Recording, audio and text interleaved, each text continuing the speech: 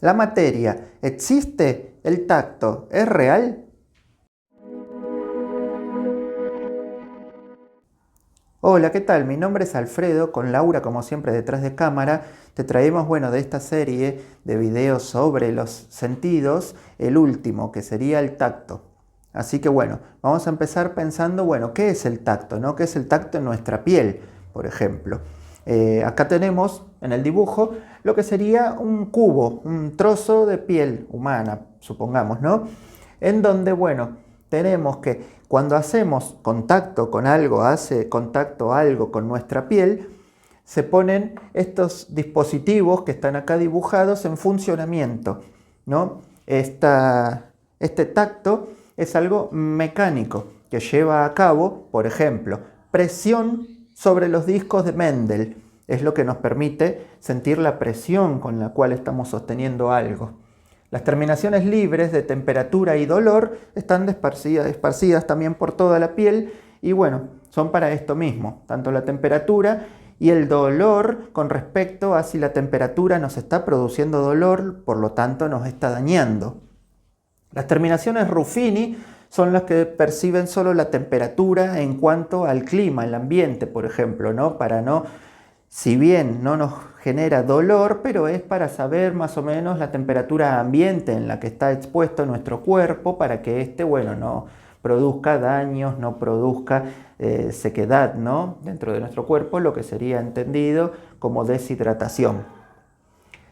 Después tenemos los corpúsculos de Pacini, que son los que reciben las vibraciones. Dado que todo es vibraciones, dado que sentimos vibraciones de distintos tipos, como hacer, por ejemplo, los sonidos, que no son más que vibraciones, ¿no? Este tipo de vibraciones, bueno, son por estos mecanismos tomados en cuenta, y así todo este conjunto de mecanismos, dado que son cosas mecánicas, son señales mecánicas que llegan desde nuestro entorno, pasan, como todo el resto de sentidos, a transformarse en impulsos eléctricos. Cada uno de estos está creando impulsos eléctricos, que es lo único que se dirige hacia el cerebro para ser interpretado como tal, ¿no?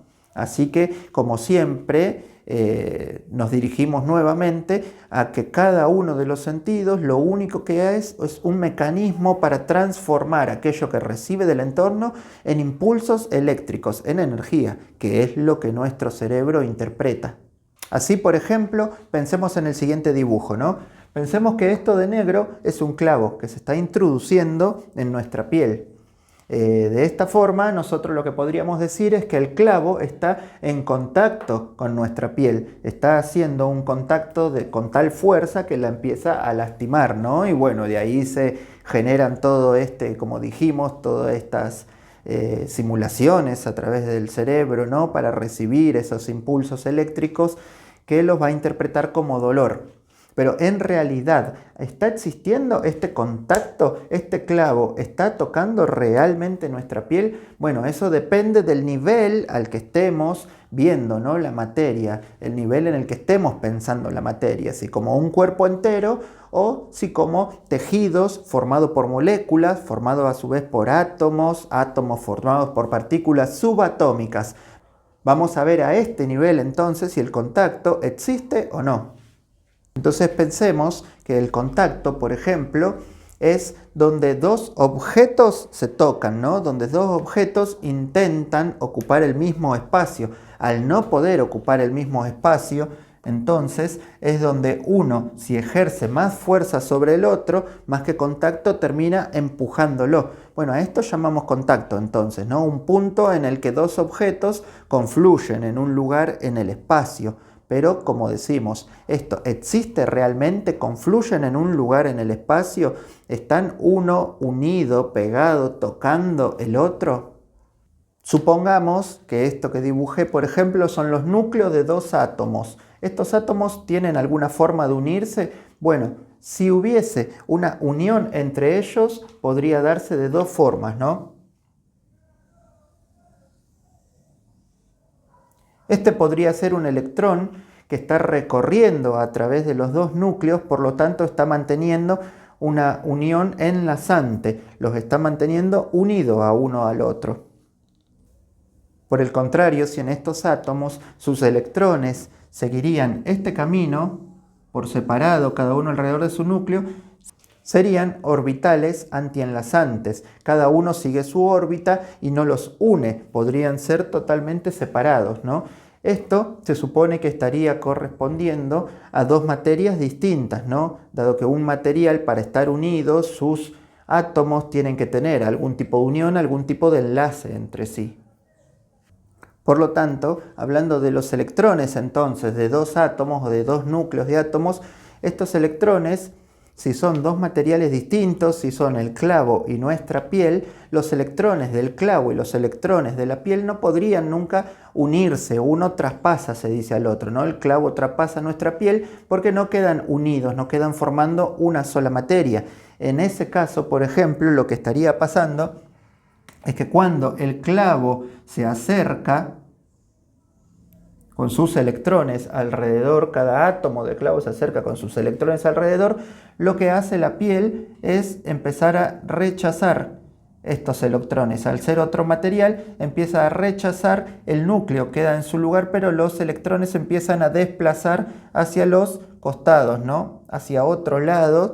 Esta es la repulsión que empieza a darse, pero bueno, nosotros no la notamos, ya que son las medidas tan microscópicas que simplemente sentiríamos una especie de dolor, que el clavo está empezando a ingresar a nuestro dedo, por ejemplo, sin darnos cuenta qué está ocurriendo con los átomos dentro de la materia de nuestra piel. Bueno, primeramente en los niveles de la materia vamos a empezar para ejemplificar, que se entienda un poco mejor, hablando por ejemplo de una población, ¿no? Entonces, ¿qué sería la población? El conjunto de individuos que comparten una zona geográfica, que comparten una región en particular, ¿no? Ahora, estos individuos a su vez están formados por órganos. Un ser humano, una persona, está formado por distintos órganos, ¿no? Corazón, riñón, pulmón, etc.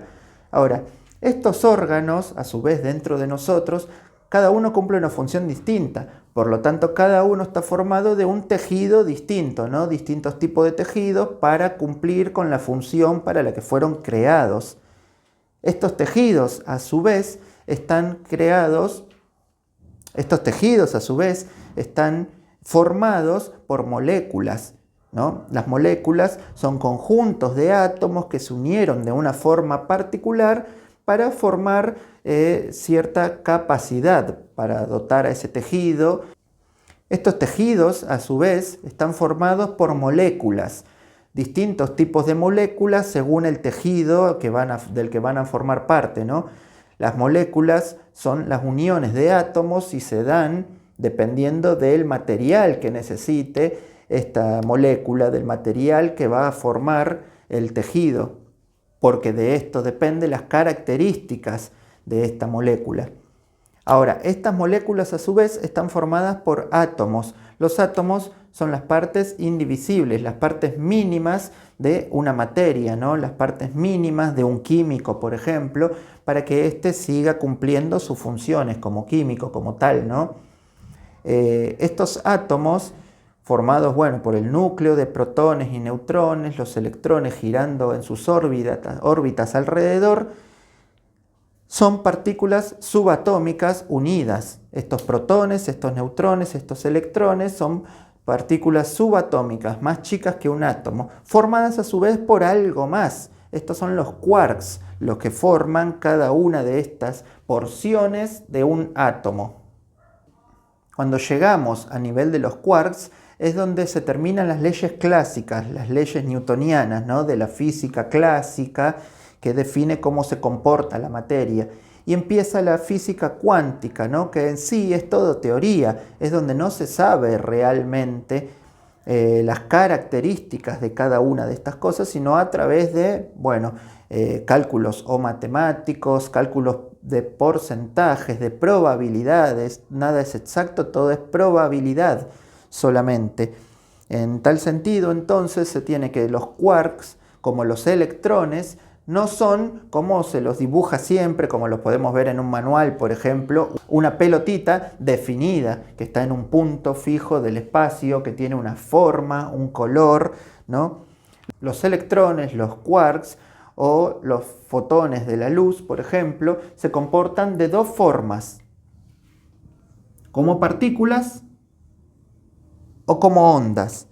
Ahora, ¿es que se comportan de una forma o de otra? No, se comportan de las dos formas a la vez. Esto es antiintuitivo, porque uno dice cómo puede ser onda y partícula a la vez, cómo puede ser materia y energía a la vez. Bueno, esto es la física cuántica, entonces por eso las leyes de la física clásica no coinciden, no se puede calcular a través de las leyes de la física clásica, ¿no? Porque esto es lo que se llama la dualidad onda-partícula.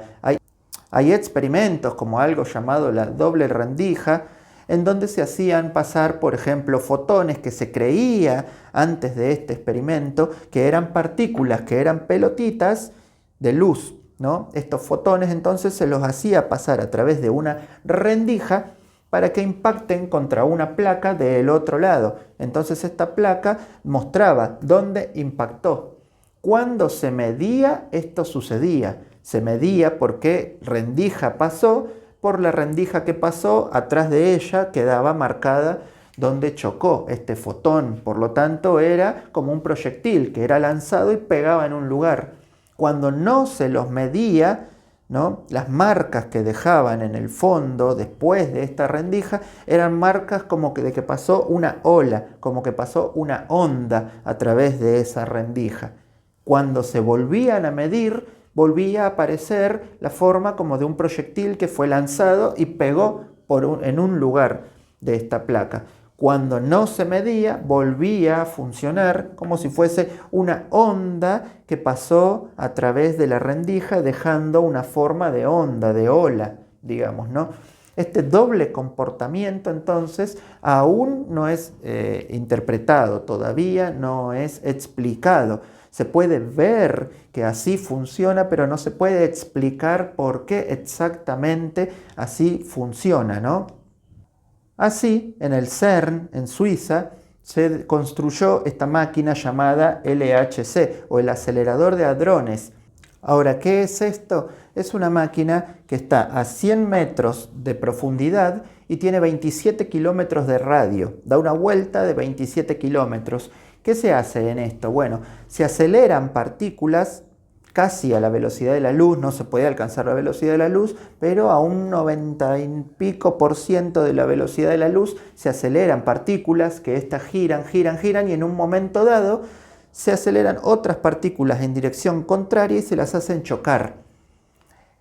En estos choques intervienen una especie, digámosle, porque no son cámaras, pero una especie de cámaras fotográficas que reconocen todas las partículas en las que estas que chocaron se desarman, quedando las partículas fundamentales que las creaban, que las conformaban, y viendo no solamente qué partículas elementales las conformaban, sino viendo si aparece alguna otra partícula que se cree de la nada, o más que de la nada, que se cree de la energía que este choque produjo, ¿no? Son tan fuertes las colisiones que se supone que esas grandes cantidades de energía son las que pueden simular el Big Bang y por lo tanto hacer aparecer de la energía materia. Lo que están buscando es que de la nada se cree materia, pero la nada no existe. En realidad están buscando que de la energía se pueda crear materia.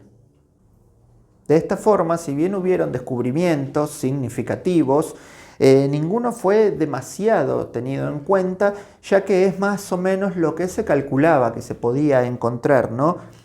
Así, si bien se llevaron avances, dado los conocimientos que se adquirieron, ¿no? Gracias a esta máquina, nada fue significativo, no hay todavía ninguna creación, no hubieron partículas extrañas que se hayan reconocido. No porque no existan, no porque no se hayan creado dentro de esta máquina, ¿no? Sino que por ahí no reconocemos nuestra incapacidad de reconocer todo aquello que existe.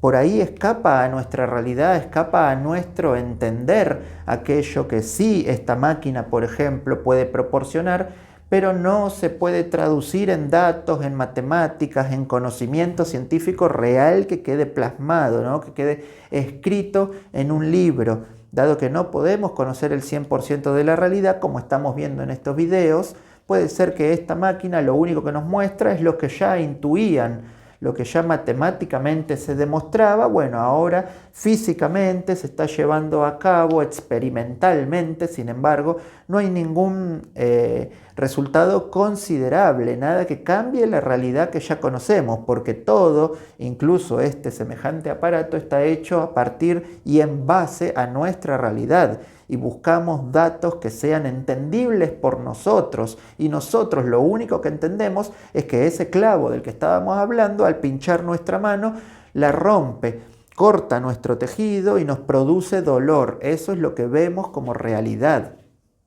Así tenemos que en física cuántica entonces empezaron a medir, empezaron a hacer anotaciones o a tener en cuenta los datos, calculándolos desde esta cuenta, desde esta fórmula, que es el principio de incertidumbre de Heisenberg. ¿Qué dice el principio de incertidumbre? Bueno, la verdad, ni idea. Lo más importante que rescato de esta fórmula, a través de la cual se empezó a entender la física cuántica, son estas. Esto es la letra delta, la letra griega delta. Lo que significa la letra delta es que es algo indeterminado, que es un valor no determinado. Se calcula desde esta letra delta como algo que está desde y hasta un resultado.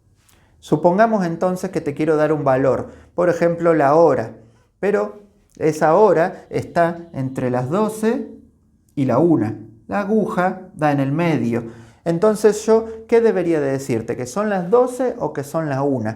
Bueno, esta letra delta lo que significa es que el valor que estoy por darte se encuentra entre las 12 y la 1, que tiene un principio y un fin, que no es un valor determinado. De la misma forma, la física cuántica entonces habla de que los valores son probabilidad. Hay más probabilidad, por ejemplo, si dibujáramos de nuevo una partícula, el electrón no se mueve en un punto fijo como lo hacemos siempre, como lo vemos en los manuales, una pelotita que gira alrededor de su núcleo, sino que hay probabilidad de encontrarlo, más probabilidad cerca del núcleo, menos probabilidad cada vez más lejos del núcleo, pero no está definido, no está en un punto exacto, no es una pelotita viajando a través del espacio, sino que está la probabilidad de que esté en uno de los puntos. Y en realidad, ¿dónde está? En todos a la vez. Eso es que funcione como una partícula que viaja por el espacio y como una onda que está en varios lados a la vez, como si tiráramos una piedra al agua.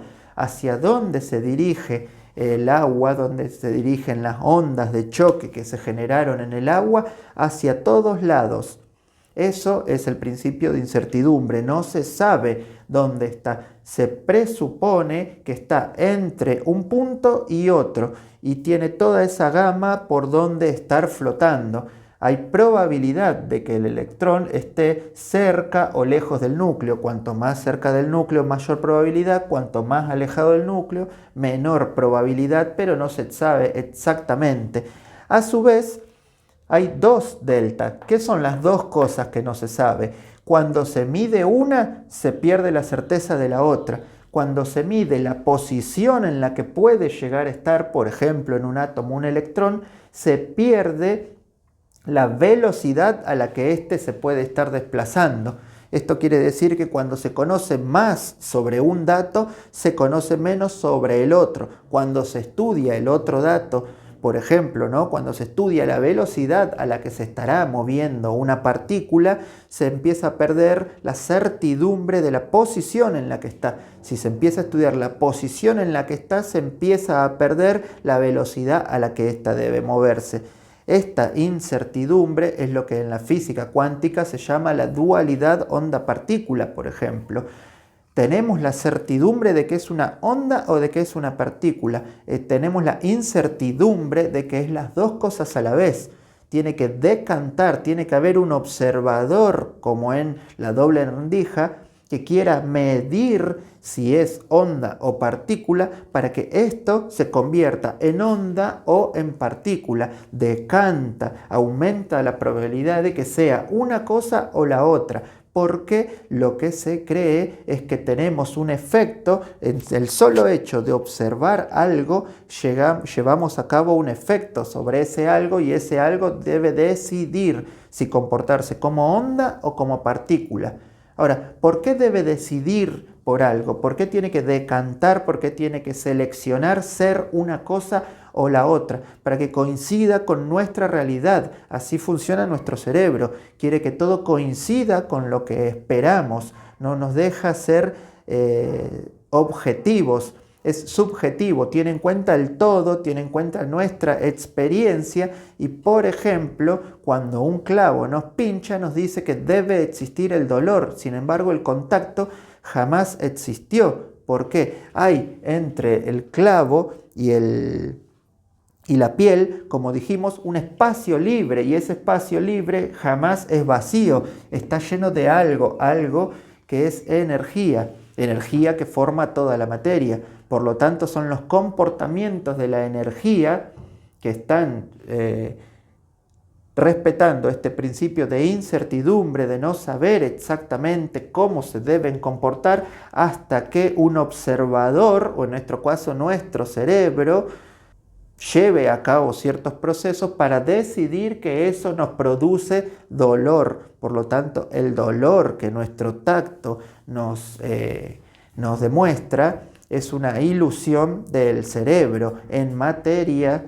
no existe. En la materia, o al menos a niveles cuánticos, deja de existir la materia y todo es energía. Y esta energía no puede ocupar el mismo lugar. La materia no se puede superponer una con otra, sino que se desplazan, ¿no? Algo empuja a otra cosa y no por contacto directo, sino por fuerzas que están repeliéndose las unas a las otras. Nunca llegamos a estar en contacto con algo, sin embargo, con nuestros dedos sentimos su rugosidad, su forma, su peso, su volumen, su temperatura y demás. Bueno, estos son simples mecanismos que, como habíamos dibujado, nuestra piel tiene a través de ciertos receptores del entorno, ¿no? Receptores del dolor, de la temperatura y demás, y los tiene que convertir en un impulso eléctrico para enviar esos mensajes a nuestro cerebro, y nuestro cerebro nos va a decir que en esa zona sentimos dolor.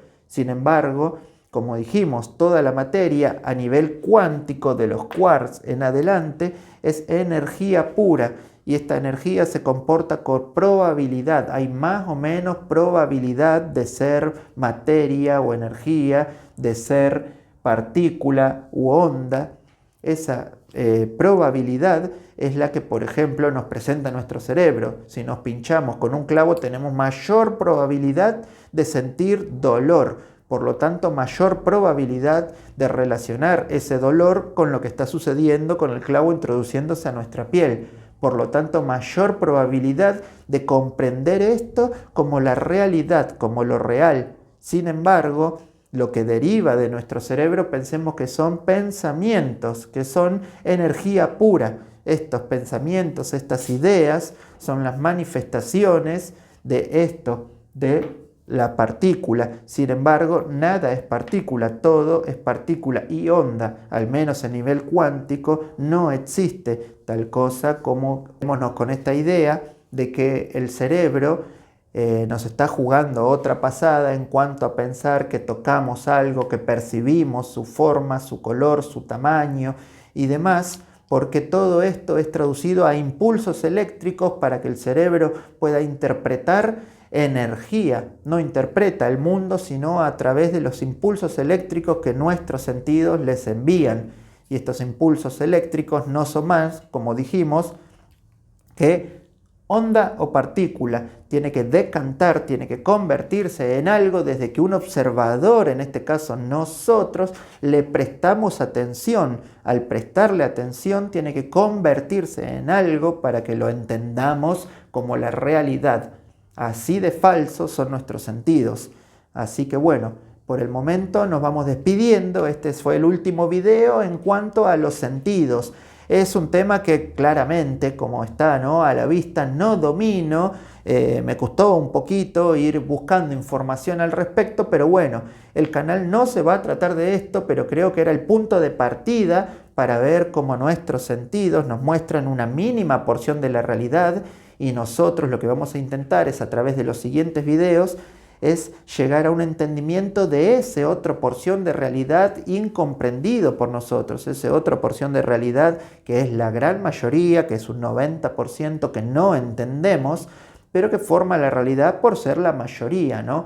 Por lo tanto, lo que queríamos era explicar cómo los sentidos nos juegan esta pasada, ¿no?, como de presentarnos esta película que debemos de creernos para percibir como realidad, y que no nos durmamos en esto pensando que lo único que vemos es todo lo que existe. Lo que vemos es una porción mínima de lo que existe. Pensemos en qué hay más allá. Así se llama el canal, ¿no? Pensemos en lo que hay del otro lado. Así que por el momento, bueno, nos despedimos.